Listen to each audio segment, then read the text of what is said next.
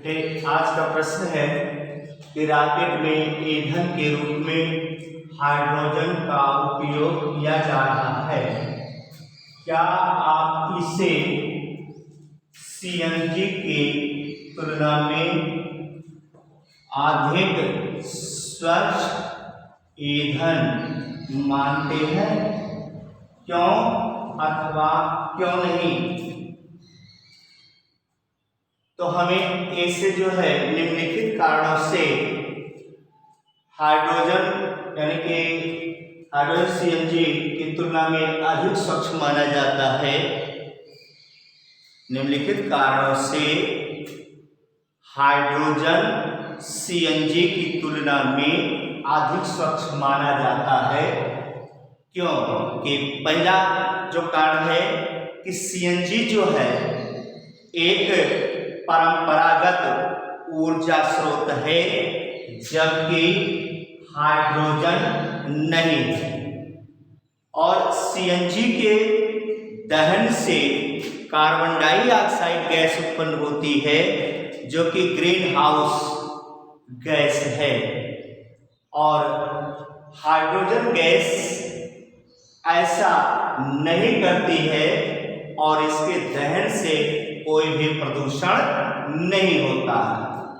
CNG के दहन से कार्बन मोनोऑक्साइड, कार्बन डाइऑक्साइड भी मुक्त होती है, जबकि जो हाइड्रोजन है इसके जो दहन से ऐसी कोई हानिकारक गैस नहीं निकलती है। केवल और केवल जल बनता है जो कि हानि रहित होता है। इसलिए सीएनजी की तुलना में हाइड्रोजन अधिक स्वच्छ माना जाता है। दूसरा प्रश्न है, दूसरे प्रश्न के विषय में देखेंगे।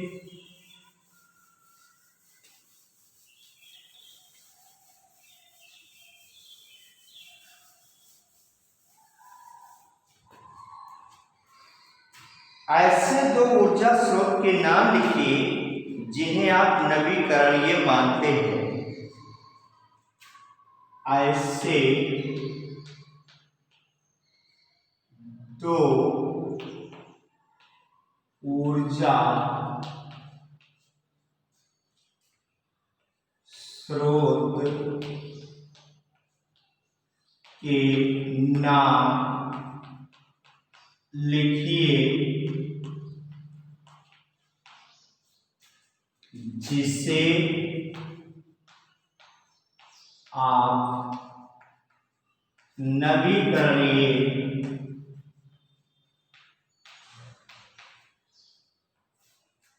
जिसे आप नवीकरणीय मानते हैं।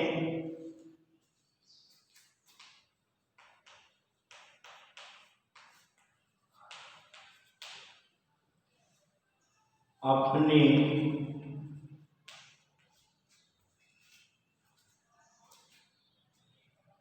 चयन के लिए तर्क दीजिए।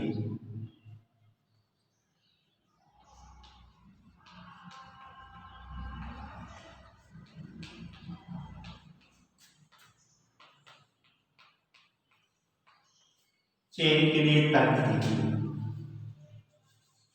जो नवीकरणीय का मतलब होता है कि ऐसे ऊर्जा स्रोत जिनका कि पुनः निर्माण किया जा सके। ऐसे में है जल ऊर्जा और पवन ऊर्जा। पहला है जल ऊर्जा, दूसरा है पवन ऊर्जा। ये नवीकरणीय ऊर्जा स्रोत है। अब कह रहा है प्रश्न, इनके चयन के लिए आप तर्क दीजिए कि जल ऊर्जा क्यों नवीकरणीय ऊर्जा स्रोत है। जैसे जो जल बह रहा है, जैसे नदी का जल बहता चला जा रहा है, उसमें ऊर्जा है, यानी कि बहते हुए जल में ऊर्जा होती है। यहाँ ऊंचाई से नीचे की ओर, जैसे जो पर्वतीय क्षेत्रों से जल नीचे की तरफ आता है, तो हम सोच सकते हैं कि यहाँ ऊंचाई से नीचे बहते जल की ऊर्जा का उपयोग कर लिया जाता है। ऊंचाई से नीचे की तरफ बहते हुए जल का ऊर्जा का उपयोग कर लिया जाता है, और उपयोग के बाद बहता हुआ जल पुनः कहाँ चला जाता है? समुद्र में चला जाता है। तो हम लिख सकते हैं कि बहते हुए जल में ऊर्जा होती है। ऊंचाई से नीचे की तरफ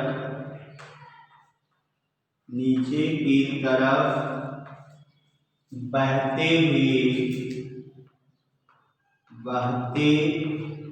हुए जल में उपस्थित ऊर्जा का उपयोग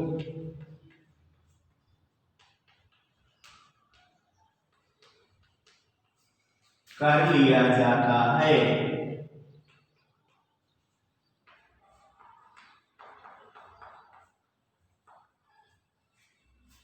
तथा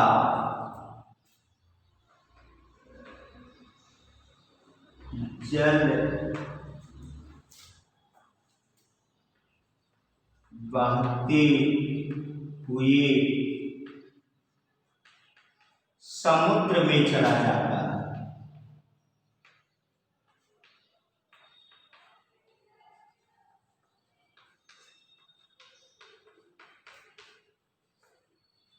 कहाँ चला जाता है? समुद्र में चला जाता है। जल चक्र के कारण, जल चक्र मतलब अब देखें, जिससे भाप बनता है, भाप बन के पानी ऊपर गया, फिर वह पानी बनकर फिर जो है ऊंचाई पर चला गया, यानी बारिश हुई या ऊंचाई से फिर, तो जल चक्र के कारण जल पुनः ऊंचाई पर पहुंच जाता है। जल चक्र के कारण पुनः जल ऊंचाई पर पहुंच जाता है।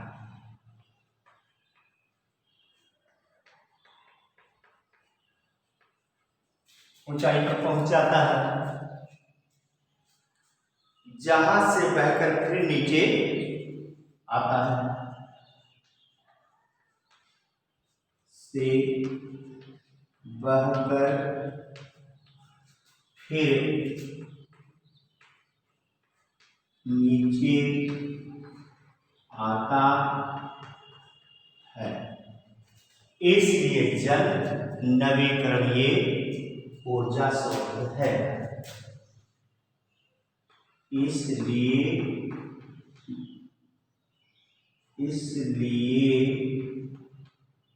जल नवीकरणीय ऊर्जा स्रोत है।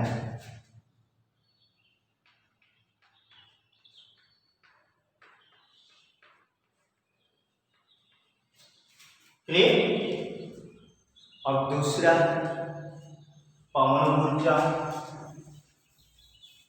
पवन ऊर्जा में क्या है, क्यों ये नवीकरणीय ऊर्जा स्रोत है कि प्रकृति में पवन चक्रीय प्रक्रमों के कारण उत्पन्न होती है।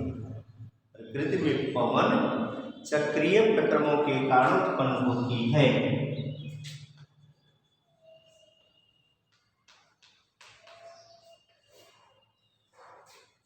प्रकृति में पवन चक्रीय प्रक्रमों के कारण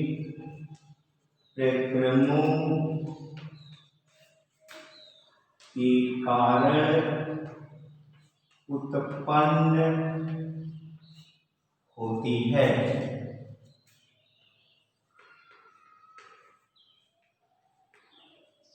इसके कारण उत्पन्न होती है, चक्रीय प्रक्रमों के कारण उत्पन्न होती है। इसलिए पवन ऊर्जा भी नवीकरणीय ऊर्जा होती है, होती रहती है। यहाँ देख सकते हैं, होती रहती है।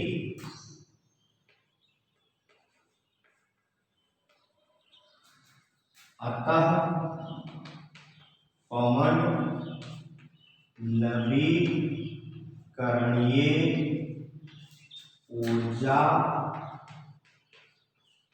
स्रोत है।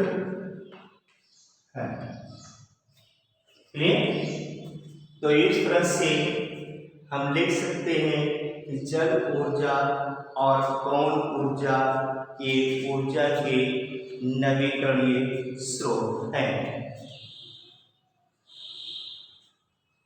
दूसरे प्रश्न के विषय में देखेंगे।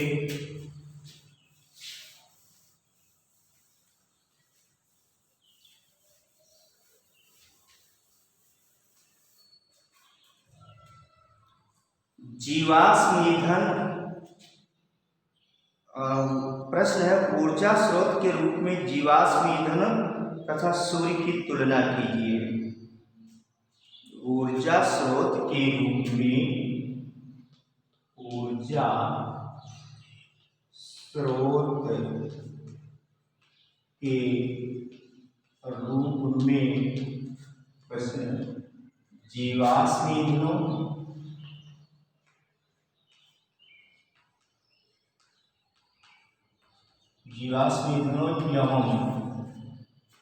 एवं सूर्य की तुलना कीजिए।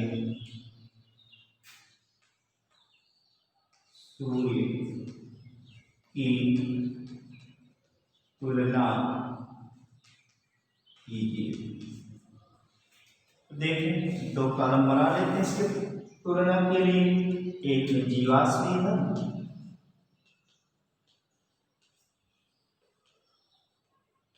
और एक में सूर्य।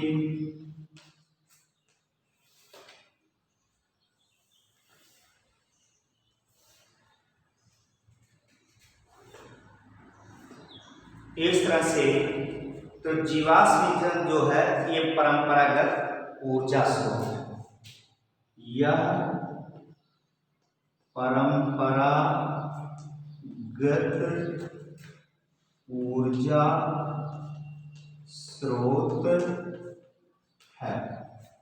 इसमें क्या, यह गैर परंपरागत ऊर्जा स्रोत है। यह गैर परंपरागत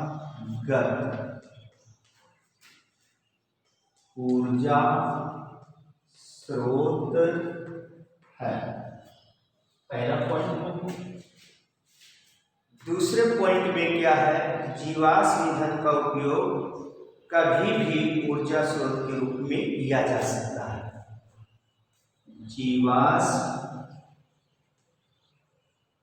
ईंधन का उपयोग कभी भी ऊर्जा स्रोत के रूप में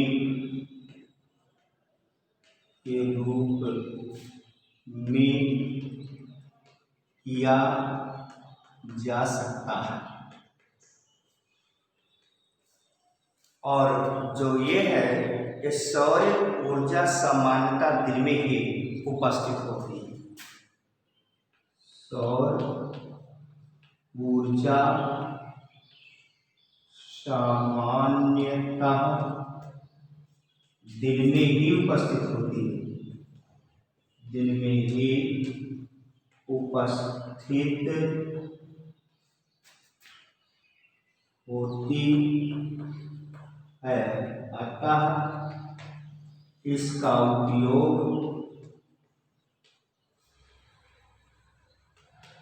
उपयोग दिन में ही किया जा सकता है। क्लियर? अगला पॉइंट है, जीवाश्म ईंधन के जलने से हानिकारक गैसें निकलती हैं। जीवाश्म ईंधन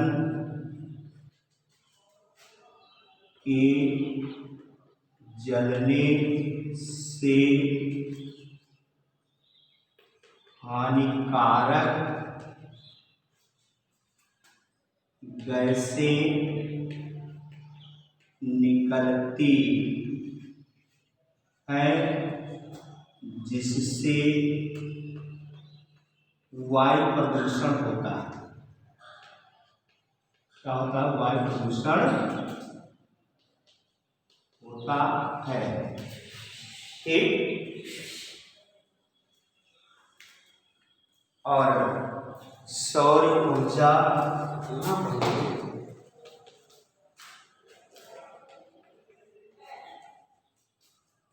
के उपयोग से कोई वायु प्रदूषण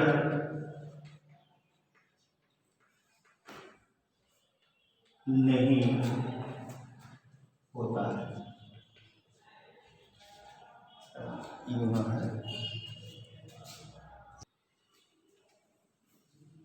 अगला, जीवाश्म ईंधन खरीदना पड़ता है। कैसा? जीवाश्म ईंधन खरीदना पड़ता है।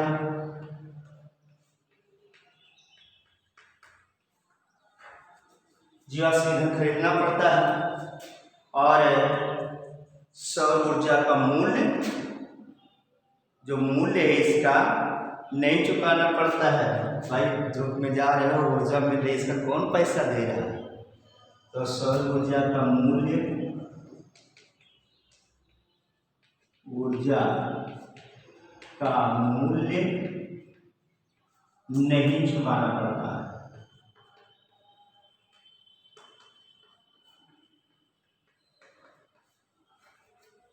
नहीं चुकाना पड़ता है। और लास्ट में, जीवाश्म ईंधन के भंडारण सीमित है। जीवाश्म ईंधन के भंडारण सीमित है। इनका बड़े पैमाने पर लंबे समय तक उपयोग नहीं किया जा सकता। इनका बड़े पैमाने पर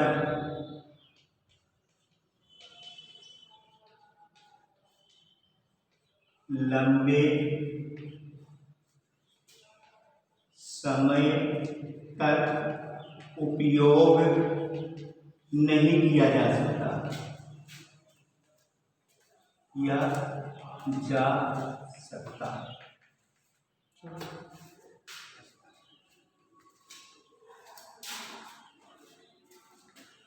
और सूर्य ऊर्जा का सबसे बड़ा स्रोत है ना?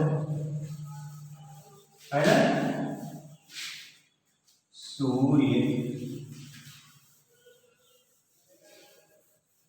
के सामने लिख सकते हैं, सूर्य ऊर्जा का सबसे बड़ा स्रोत है, जिसका बड़े पैमाने पर लंबे समय तक उपयोग किया जा सकता है।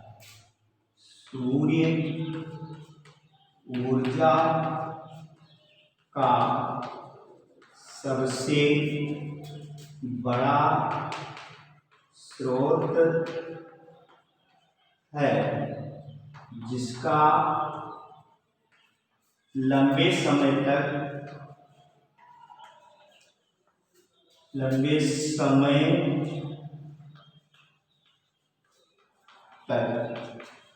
उपयोग किया जा सकता है।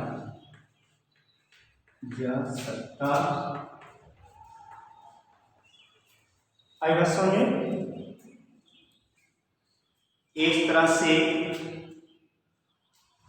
आपने जीवाश्म ईंधन और सूर्य में तुलना किया, उनके बीच अंतर को देखा।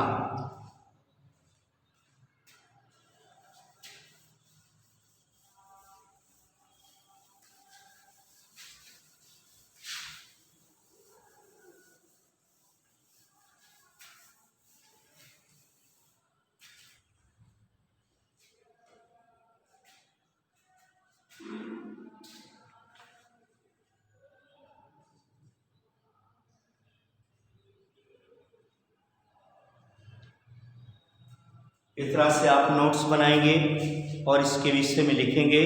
धन्यवाद।